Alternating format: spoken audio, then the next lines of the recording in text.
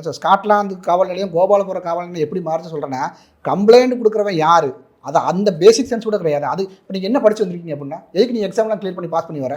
ஒரு டிஎஸ்பி தான், டிஎஸ்பியோட தனிப்படை தான் வருதுன்னா அந்த அறிவு இருக்காதா? அந்த கம்ப்ளைண்ட் கொடுத்து ஒரு ஒரு மூதேவி. ஏன்னா அந்த அம்மா மேலே வந்து ஏகப்பட்ட வழக்கு இருக்குது. அதே ஒரு திருட்டு நாய் தான் சொல்லணும். ஏன்னா இவ்வளோ தூரம் பேசுகிற காரணம் என்னன்னா, ஒரு கடந்த 2 நாளாக பார்த்தீங்கன்னா அந்த அம்மா மேலே இருக்க அத்தனை கேஸுமே வருது வெளியே. அப்போ அந்த கம்ப்ளைண்ட் கொடுத்தவங்க மேலேயே நீங்கள் வந்து அதுவே வந்து ஒரு 420 அந்த 420 கொடுக்குற கம்ப்ளைண்ட் நீங்கள் வந்து யோசிப்பீங்களா? ஒரு நல்ல டேலண்டான போலீஸ் ஆஃபீஸர் அப்படின்னா, நீங்கள் வந்து ஒரு நல்ல ஒரு இன்ஸ்பெக்டராக இருந்தாங்க அப்படின்னா, ஒரு கம்ப்ளைண்ட் கொடுக்குறீங்கன்னா ஃபஸ்ட் டைம் பார்ப்பது யார் கொடுத்துக்கிட்டா பார்ப்பாங்கல்ல.